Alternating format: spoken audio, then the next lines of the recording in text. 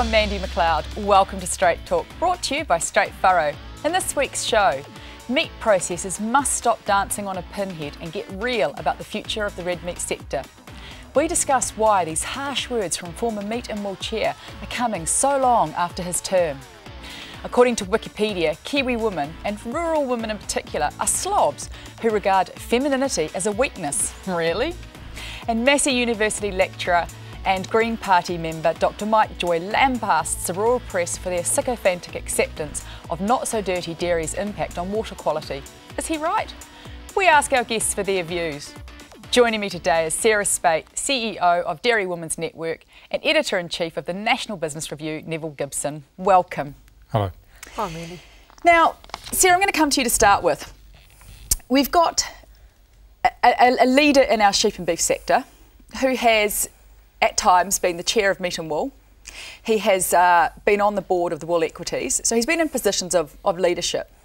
He's now standing for Alliance as a director, and the platform he's standing on is a united front between Silver Fern Farms and Alliance to come up with, well, it wasn't really sure in the article whether it was a strategy for wool or a strategy for red meat. Why are we still talking about this? That's a really good question, isn't it? And I think that's been one of the real issues in the red meat sector, is just that lack of cohesion between the different entities operating in the same markets. My husband and I left sheep and beef in the late 1990s because we were so disillusioned with the direction the industry was, or actually wasn't, taking at the time. Yeah, even though there have been times of boom and bust, Neville, we've got people like Jeff Grant who are supposedly leaders. But do you think one of the real problems with the sheep and beef sector is that there are just people out in front rather than actually leaders per se? That's a good way of putting it, because I think in the case of meat and wool, and joining them together is not necessarily a good thing, but going back 20, 30 years, it's always been difficult to bring these sort of companies and have that big picture.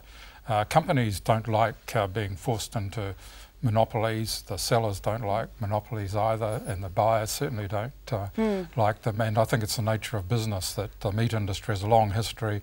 It's never ever going to be unified, whereas the dairy industry had different origins and there's quite different dynamics there. So I don't think there's going to be much chance for Jeff to get anything like this going. And of course you have other companies that are highly successful on their own. ANZCO's one. AFCO, there's no way the tallies are going to give up control of that company either. What do you think it's going to take for there to be a level of stability in the red meat sector? If we leave wool aside for the moment, because it's got its probably own inherent challenges, but if we look at the red meat sector and everyone's going, woohoo, things are fine, people are making money, but that's got more to do with the fact that we're low in lamb numbers internationally than any fundamental difference that's been made at a marketing level or anything. So what is it going to take for people to say, you know what, we want $100 a lamb? Well, I think it's going to be very hard, because you've got to look at the consumers. This is an industry that essentially has to be driven by the consumer and then backward, and to keep reducing your cost at the production end. Silver Fern Farms just gone over $2 billion. That's a huge achievement actually, and there's at least 3 other meat companies all with $1 billion turnover. If you've got a $1 billion company in New Zealand, you're doing pretty well. And to merge it with someone else in the hope of efficiency spread out across the country, I just don't think it's there. Lots of challenges ahead. Maybe we actually need some real leaders to step forward and make some change. Well, I think rather than you're seeing quite a lot of leadership from Silver Fern Farms. They're setting the pace. AFCO's got strength in other areas, and if you're a little bit off the pace, obviously look what the other guys are doing and try and beat them at it. Alliance, of course, have been doing consumer cuts since I can remember, so it's not exactly, we're not reinventing the wheel here. Yeah. And surely they need a mandate from farmers too. But that's what I mean about the leadership on farm. Yeah, and that's not particularly evident. No. I don't believe in that industry. I think that's the point I'm trying to make, is that maybe we need to have some people who display real leadership skills come forward, rather than people that have either been pushed out in front or have gone there for reasons other than, Or have other agendas. Other agendas, that's a good way to put it. Now, Sarah, this one's to you to start with, and then Neville's going to get hit with it. Wikipedia have just recently said that Kiwi women are slobs, that rural women in particular are slobs, and that we regard femininity as a weakness. What say you, Sarah Speight, CEO of Dairy Women's Network? I actually think it's quite hilarious, Mandy. I mean, I think in any population you've got women who are very feminine and even on farm will look feminine and act feminine, and you've got the other extreme where those lines are a little bit blurred, perhaps, shall we say. I think it is important that as rural women, though, we do think about the image we have with our urban counterparts, and that, when you go to town, take off your overalls and your gumboots, wipe the cow muck off your face, and at least try and look a little bit presentable. And most of the women I work with, the trustees of my board, for example, are probably some of the best dressed women I know. So a lot of it's to do with self-pride and I guess how you've been brought up, isn't it? Yes, well, there was definitely a woman whose name just escaped me who said that there is no such thing as an ugly woman, there were just lazy women. And it's very generous. Probably the French ambassador, who's an expert on this topic, by the way, along with his Italian equivalent. The problem is, if you go as a New Zealander to Italy or France and look at both the men and the women, you will see how the world's best dressed are, and you realise, but behind that is a lot of work. Sarah's right, it takes a lot of work to do that, and to be dressed up like that every day and take it for granted, which they do. They build it into their day's work. And to be fair, those women haven't just stepped out of the cow shed or the calf shed in time to get the kids to school and then perhaps grab a few groceries so there's something to put on the table for lunch.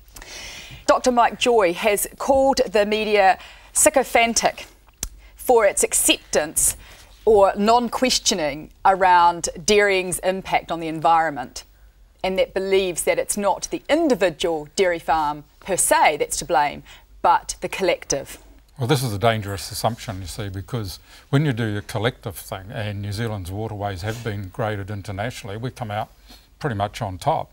But according to Mike Joy, that's a completely erroneous report. Well, not scientifically speaking. Yale University do a survey, but if you went to an individual farm, you may find that individual farmers do a good job or a bad job. And the press would reflect the actual reality on the ground, I think. And they also know how hard it might be to change the nature of some waterways, Manawatu, for example. It is. It's a very thorny issue, isn't it? And as you say, Neville, you can't lump everyone into one basket. I certainly know that in Southland, to get any coverage of anything positive happening in the dairy industry, it just doesn't happen. The Southland Times will not print it because it doesn't sell papers. And they have basically made that point very clearly on a number of occasions. So and they'll back their regional council view, which is very much that dairying is a very, very bad, evil thing that shouldn't be happening in Southland. And they're certainly not going to print anything positive about the industry at all. Well, the Greens would play on that fairly strongly if they're running pictures of muddy or water. Absolutely. Water. So how independent do you think someone like Dr. Mike Joy is when he is a member of the Greens Party and holds a position at Massey University? He claims he's apolitical, but can he really be? And do we actually take his word at face value, or do we challenge him like he's challenging the media? Well, the media's caught in there because there are experts, probably at Massey University as well, who would have a completely different interpretation of this because they have to find out ways, the impression that the Greens give often is the only way to solve this problem and carbon emissions and all that sort of thing is to actually get rid of livestock or stop dairying altogether, which is not feasible. Just shoot the farmers. Shoot the farmers. Shoot the farmers. Be an easy answer. Somebody famously once said, shoot the journalists as well. Well, I'd be shot twice. He appears to have lost his job as a result of that, so I guess I'm happy. Okay, coming up after the break, we've got 3 more years of a national government. What directives do we have for our re-elected Minister of Agriculture? Bank loans for the lost generation get the thumbs up. And as we head into Christmas holidays with more kids on farm, we take a look at what safety measures should be in place to decrease the number of farm-related accidents. We'll see you after the break.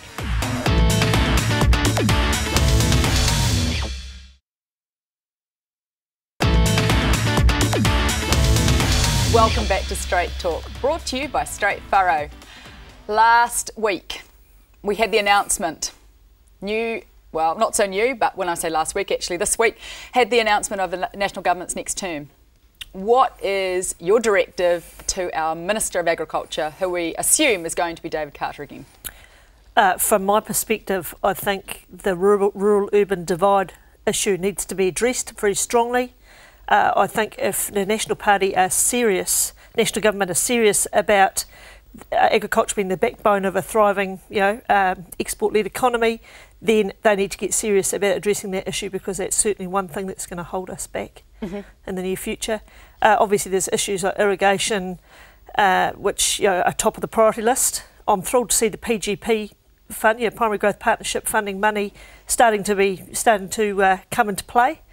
And I would encourage them to keep investing in that fund, but keep a very close eye on how that money's being spent to make sure it's going in the right direction, so we're actually getting some results for that investment. Cool.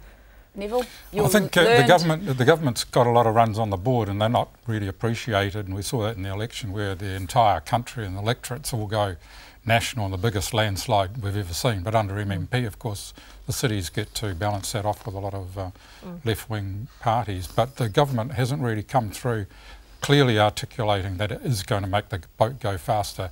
And unless they do it in the next 3 years, they won't be there. There's no question about that. I think the political, the margin in Parliament's just too narrow. Unfortunately, they're going to have to be a lot braver than they were in the last term. Do you think that's a bad thing? Because, sometimes it's my concern that we have our leaders that are a bit like a wet bus ticket. There's a lot of talk, the intention might be there, but they're just not taking it by the teeth, because they're always got an eye on the next election. They're too afraid that they're going to upset the wrong people? Yeah, the other one is that they're not being pushed enough, and there's some cabinet ministers clearly overperform, and one of them unfortunately has left. That's Simon Powers. Others are cruising, and half a dozen of them you wouldn't know who they were. And unfortunately there's no other party in there to rev them along. It's not going to be any outsiders in the cabinet, so I think it's up to Mr Key to actually set some higher goals for his ministers and shuffle a pack a bit. I'd certainly shuffle it now. Because that's my concern when I look at our Agricultural Minister David Carter for the last 3 years. I don't think he's risen to the job, and there is no other party that's coming out with a strong agricultural mandate to challenge him, like there are with some of our other social policies. Do you think that's a fair assessment, or am I being too hard? Yeah, I think I don't know if Mr Carter's really responsible for the Food Innovation Program, for example, where a lot of money has gone into that area of investment, which is very important. It's probably come from economic development, and I think he's sort of too much seen as a farmer's politician rather than a politician that's worried about, say, agribusiness, which is far more important for the country's well-being. Absolutely. Yes, and that's been my concern, that he's trying to be a friend to all and not offend, and actually sitting, not actually being a strong leader. And that's, certainly my message to the government is, David Carter, stand up and be counted, or get off the fence. Because one of the problems with National Party, of course, is it's seen as a farmer political party, and I think that kind of farming politics, and we've been talking about the meat industry, I think they've got to get out of that mindset and have a completely different one, which is looking more at the country as a whole and looking more at the business and economic side of it, and returning investment to the farmers rather than giving them tax breaks and other ways that actually reduce the real earning power. So if we look at David Carter, for example, who comes from a very traditional area, sheep and beef country in Canterbury, does he have the goods to deal with the agri-business level that we need to take it to, or is he going to always be someone that is seen to be closer to a Federated Farmers member? Oh, definitely old school. Whereas in fact the investment in the food industry, which is really where the money has to go, the dairy industry is completely different. It is bringing younger people through. Young couples are making a lot of money very quickly. They're getting the right kind of advice, and we don't see them taking part. They're probably taking some part in new politics, are they? Or they're too busy, but they're certainly not cruising along. No. I mean, certainly some of them are. I mean, really good to see Ben Alomes elected to the Dairy NZ board. That's a real sign that the industry is looking for fresh ideas, fresh mindset. He will represent the next generation of farmers coming through, and will question probably more strongly some of Dairy NZ's policies and things, which isn't a bad thing. Which is exactly what. Now, speaking about the next generation, potentially in an unfortunate wording, ANZ have come out with a $60 million fund for the lost generation of farmers. Now, this fund is designed to help farmers break the barrier from entry into ownership, as I understand it. What do you think about this policy? Is it innovative? Is it a desperate attempt by ANZ to turn around their failing book? What do you think? To me, it reeks of a publicity stunt. A, because we still do have people who are able to reach the goal of farm ownership quite happily, given the current financial climate, if you like. And it would be more interesting to read more about it, to find out how they're actually going to structure this thing to make sure that it achieves what they think it's going to achieve, rather than being a cash handout to people who may or may not use it in the way it's intended. My understanding, Sarah, is that it'll be done in a varying degree of loans, some unsecured, like maybe $50,000 unsecured, with interest rate subsidies, I think, up to whatever is required, and they're targeting more the contract milkers. My concern is, and apparently there's a program in place that once they borrow that money, they have to attend some business courses. I guess my question is, do we really need it, Neville? Do we actually need to be giving handouts to people at that level of the industry? Well, the banks are very competitive, and this is a drop in a bucket from the amount of money they've got. And rural lending has gone down. I mean, it's almost as low as business lending. So obviously they've got to crank up that business. And I think that's fair enough, a bit of a sweetener. It's a bit of a publicity stunt. But if it encourages the other banks to do so, which they have in other forms, they want to get business going again. They understand how business is, how tough it is, but they don't want to lend money to people who can't make more money out of it. I guess for me the heading is terribly unfortunate, because I just keep thinking the lost generations or the stolen generations, which is completely inappropriate word association in mind. It has far more serious connotations, I'm afraid. Absolutely. Now, just before we end, kids on farm, Christmas time coming up, Christmas holidays coming up. Kids are going to be on farm, the city kids coming to the country for a holiday, or even just our country kids. Sarah, Dairy Women's Network, absolutely hot on this area of farm safety. So. What's your top 5?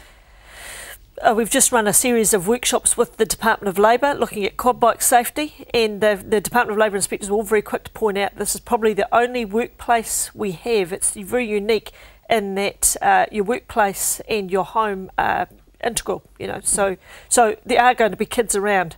So the key things that we'd be looking at would be, how do we keep, what are the things, the good common practical things you can do to keep kids safe? And obviously the first thing is keeping them off vehicles. I mean, they should, it's all very easy to say they shouldn't, but quad bikes, tractors, two-wheelers, they have the potential to cause some pretty nasty accidents and fatalities. If parents are milking at the shed, make sure there's an area they can be where they're not out on the tanker track to get squashed by Fonterra or some such thing.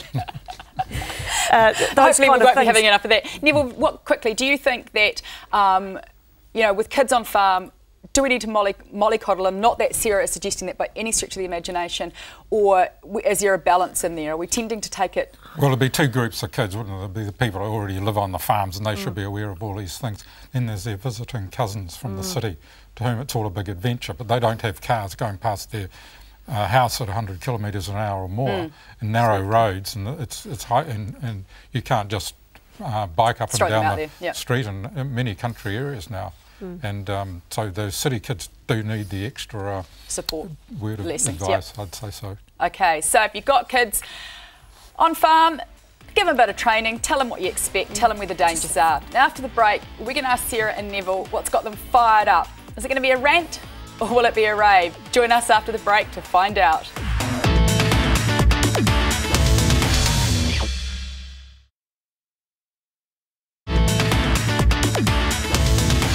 Welcome back to Straight Talk, brought to you by Straight Furrow. It's time now for our weekly rant and rave. And we're coming to you, Neville, first. Oh, well, I'd advise viewers to take a bit of notice of the business world, because it's not often we get a big emotional issue going, but there's one on this company called Comvita in the Bay of Plenty, which makes products out of Manuka honey, and they've had a takeover from a Japanese-controlled company at at what was described as a very cheeky low bid. And that really fired up the directors, who got an evaluation that was more or less double the value of the bid that's come in. So this is a company that's fighting for its survival.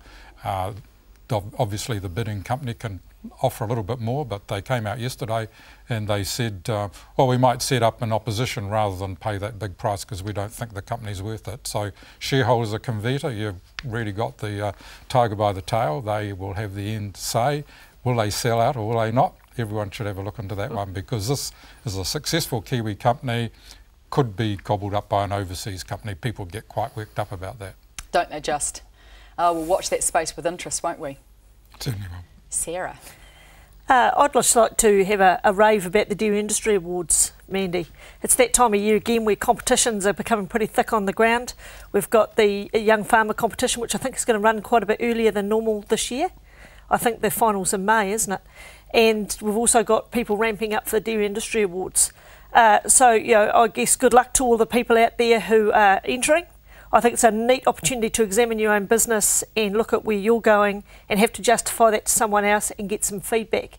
As what I'd like to say to the judges is that's probably the most important part of the competition, is the feedback you give to contestants. So I'd really like to stress that for personal growth, it can be a really neat thing, but the judges have to take that role seriously in terms of giving people positive feedback about where their next moves are to improve their level of performance. Any hints for people that are going for one of these competitions for the first time? Yeah, be honest with yourself and about where you can and can't do things, and get some help. There's plenty of people available in the industry to help you fill out the forms and to help you frame up how you answer the questions. And yeah, just be yourself and accept it as a learning opportunity, rather than thinking about winning the thing for the first time. Think about what sort of growth you might get and how that might motivate you to drive your career over the next 12 months. That's really good advice. My rant unfortunately goes back to, I guess, a common theme that I have around biosecurity, and this is the wee strawberry kits sold by the warehouse that for some reason managed to get into quarantine, got through quarantine without actually having been quarantined, and there is a suspicion that there is a fungus on them. Now, something like 1,600 of these were sold. They have been recalled. There's only been about 400 or 500 of these returned. So there's a lot of people out there who have bought these mini strawberry kits from the warehouse. Please destroy them or take them back to the warehouse. Our agricultural industry is far too important to have it mucked up by some cute little strawberry growing kit. That wraps up our latest edition of Straight Talk, brought to you by Straight Furrow. I'd like to thank my guests, Sarah Speight and Nevil Gibson. And thanks to you too for watching. Remember to check out our programming online at country99tv.co.nz. I love hearing from you. I'll catch you next week. And in the meantime, keep on smiling.